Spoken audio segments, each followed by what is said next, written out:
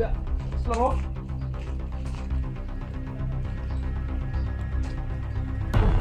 Wah!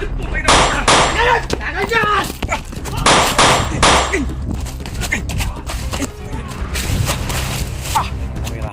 Kasi gaya ng sinabi ko kanina na nag-prepare po tayo sa bahay, so hindi ko po pinakita sa video kung saan yung location ko sa pinagtirahan ko mga kaidolo kasi mahirap na. So ang purpose natin ngayon, so naubusan tayo ng black water, kaya pupunta tayo sa bundok na kung saan yung malaking kahoy na pagkunan natin ng black water mga kaidolo. So pagkatapos ito mga kaidol, kung makakuha tayo ng black water, so pupunta na po tayo sa kay Eric Vlog, kasi hindi po pwedeng wala tayong dalang black water kasi alam po natin lahat yung sitwasyon ni Eric Vlog ngayon. So may mga sugat siya mga kaidol at hinang-hina na siya mga kaidol kasi nakita natin sa mga upload niya kung ano yung ginawa niya kung ang ligaya sa kanya mga kaidol. So wala tayong ibang paraan dito, so katay kukuha muna sa bundok ng black water. So dito na ako nag-unang camera mga kaidol sa kita na sagingan kasi pag sa highway po tayo dadaan mga kaidol. So aabot pa tayo ng mga 5 or 6 na oras na para magbiyahe, so shortcut tayo ngayon. So kung nakikita nyo ang bundok na yan, nakikita niyo mga idol, yun ang bundok na yan, so dyan tayo pupunta. Yun ang target natin kasi dito nasa mga 3 oras lang po tayo magbiyahe. So kasi pag highway po tayo, so baka kapusin po tayo, mas-short po tayo sa ating gasolina mga kaidolo. So dito makakonsume po tayo ng mga 2 oras kung dito tayo dadaan. So safety naman dito, shortcut. So tayo mag-ingat lang po tayo dito mga kaidolo kasi mga sagingan ito. Doon tayo sa highway, medyo may kalayuan, kaya ito yung napag-isipan natin ng paraan na dito tayo dadaan sa highway mga kaidol, sa shortcut na daanan, hindi tayo sa highway dadaan kasi malayo. So sa mga nag-request po sa atin na marami pong humingi sa atin ng black water, so ito na yung pagkakataon siguro ito na yung time na damihan natin ng pagkuha. So may dala po tayong 4 na piraso dyan na mineral water, yung walang laman, so yun ang paglagyan natin. So kailangan pa tayo siguro kung pipilitin natin na makakuha tayo ng 4. So sa punong kahoy kailangan tayo mag-antay pa tayo siguro na mga 5 oras or 6 na oras bago mapuno yung 4 kasi makita ninyo mamaya mga kaidol kung ano yung sinabi ko, kasi papatak-patak lang yung galing sa puno yung black water mga kaidol. So hindi masyadong malakas yung niya, yung patak. So parang lang siguro yung isang black water, isang mineral nasa mga 2 oras, so 4 ang dala natin, so baka kakayanin natin so pilitin natin yung 4. So siguro ngayon na anong oras na galing lumabas tayo sa bahay, so abot na siguro ito ng mga abutan natin ng hapon. So abutan natin ng hapon siguro nito mga kaidol. So makarating tayo doon sa pag-iwan natin ng motor kasi magaling sa iwan ng motor, lakad pa tayo ng mga 3 or 2 oras siguro yung lakad natin bago tayo makapunta sa mismong location mga kaidol kung saan yung malaking kahoy. So ito na yung pagkakataon na marami talaga nag-request na makita nila yung kahoy, kung ano talaga yung klaseng kahoy na yan. So yan, so ito na yung pagkakataon, sana maging successful po tayo sa pagbiyahe natin dito. Sana wala mangyari masama sa atin kasi ang pakay talaga natin dito ay makakuha talaga ng black water at makatulong po tayo sa mga nangailangan mga kaidol. So hindi natin alam kung ano yung dagdag na bisa ng black water kasi nakita natin yung mga may sugat, yung nakagat ng ahas, so talagang gumagaling sila mga kaidol. Walang imposible kung tayo maniwala lang. So marami pong nag-request so kung sa mga ibang sakit nanghingi sila kay igamot nila sa kanilang mga kamag-anak, mga ganito ganyan, may mga karamdaman. So hindi pa natin pwedeng ma-prove na pwede kasi hindi pa natin nasubukan. Yung nasubukan lang natin, yung mismong nakita natin, yun talaga yung na-prove natin mga kaidol. So kaya ngayon biyahe na tayo. So ito mga kaidol, abutin ko lang ito ng mga 20 minutes yung video ko ngayon para naman pangdagdag upload natin sa ating YouTube channel. So sayang naman kung hindi tayo abot sa 15 pataas na minutes. So para ano na pasamantalahin natin, abutin ito natin ng 20 minutes mga idol habang nagbibiyahe po tayo. So tara, biyahe na po tayo kasi ano na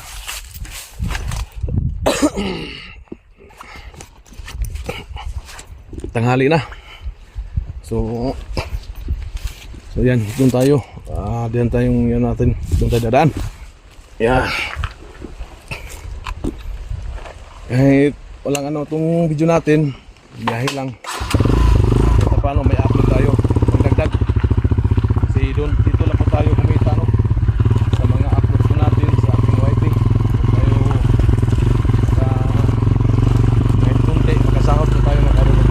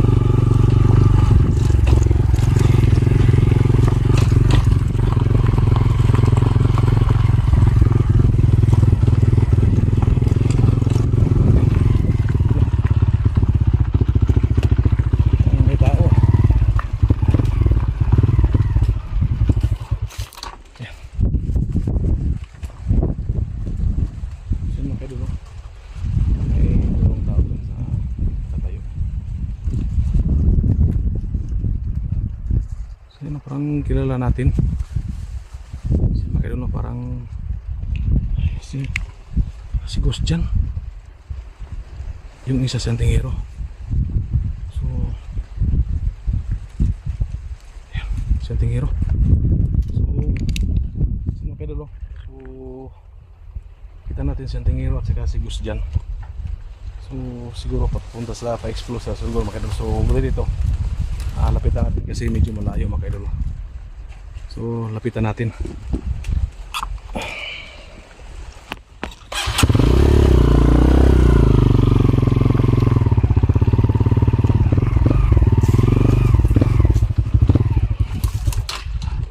Tol, ay gina mo. Ba tol, lagi explore ba tol?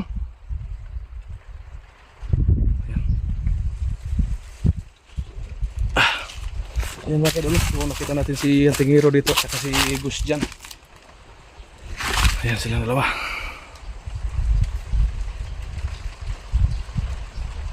Bro, ayan. Lapitan natin no. Kasi mga kasamahan natin to dati no. So siguro nag-explore sila dito. So tanungin natin kung papayag sila na sama sa atin dun sa pag-rescue kay Eric. Siguro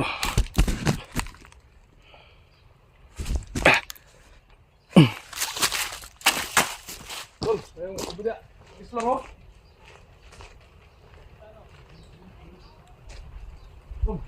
Ipusil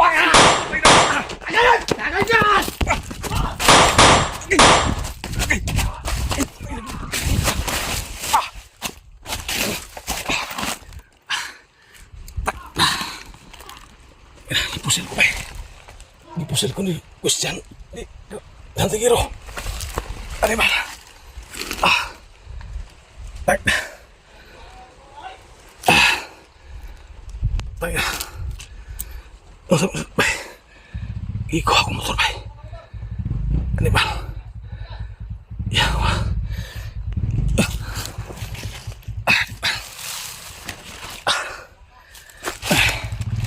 Shit. Yawa. Masama na sila ba? May netabo na nila. Ano ba? Kuha ang motor ba? Ano ba?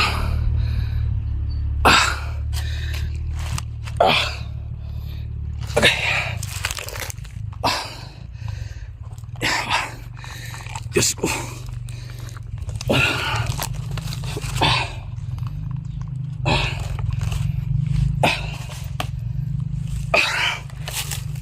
Shit. Santigiro man to si Christian. Taga.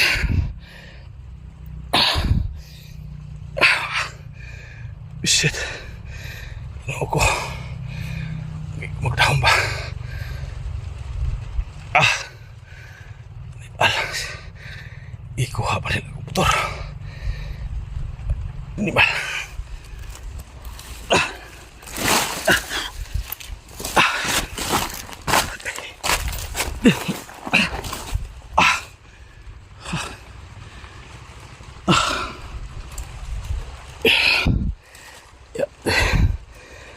Okay.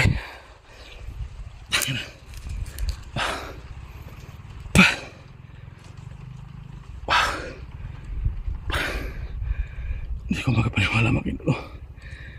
Kasi dati kong kasamahan yung dalawa. Anong nangyari sa kanila?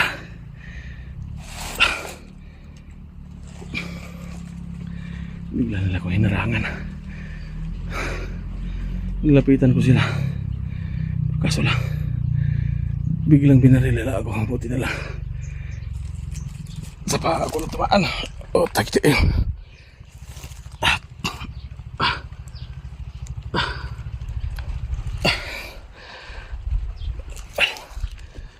Ako ko. Usa naman yung kintangan eh. Nga nung nagsige naman ako kainaan eh. Nga wala man tako'y daot ang ibuhat. Ano nga dool mga diskusyon eh. Isa may magtuugod. Amangin natin na yung pakitabo dahil kauban man ako nandoha. Si Gus dyan o siyang tingiro. Magkasama yan terus ano kaya nangyari sa kanila? Bakit sila nagkaganyan? Wala namang mga update sa atin kung ano yung nangyayari sa kanilang dalawa.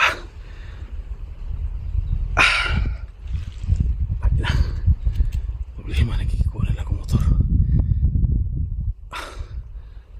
Kung saan na ako pag-atuan niyo sa kahoy mo ko black water.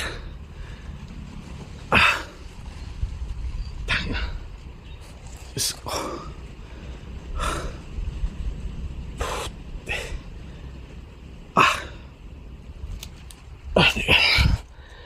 Yes.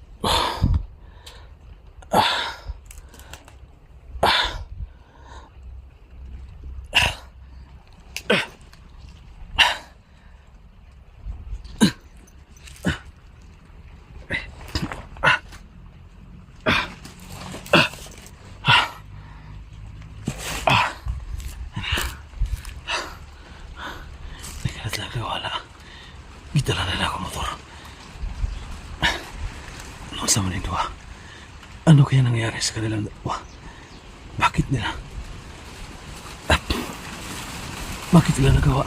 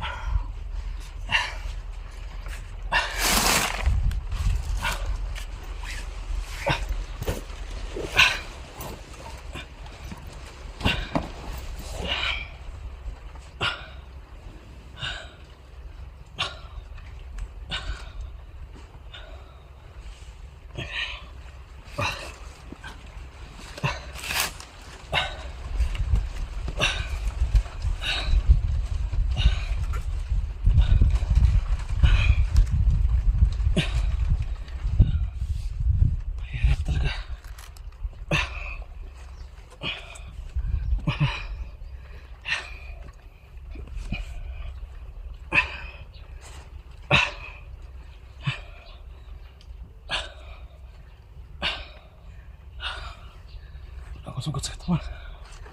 Oh, kaya lang. Kasi dito ako sa pinti na tawaan.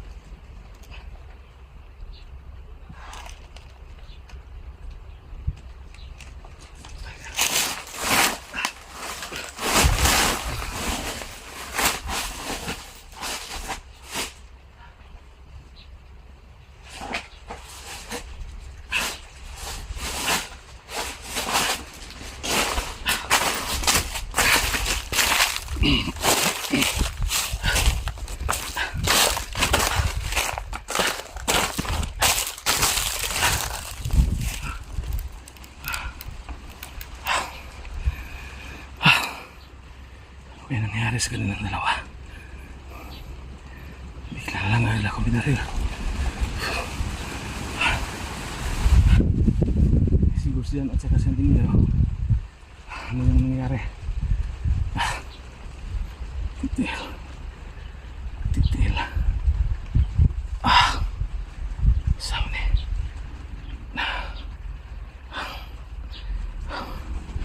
Wala man akong ginawa mga kasalanan. Bakit lang palagi nangyari ito sa akin? Hangad natin na tumulong tayo sa ating kapwa. Ang pakay ko lang na kumatay ng Blackwater para ihigamot natin sa ating mga kasamahan na nangangailangan, sa mga taong nangangailangan ng tulong natin. Bakit ito nangyari? Ano kaya nangyari ni Gustian at saka ni Antinero? Bakit sila nagkaganyan?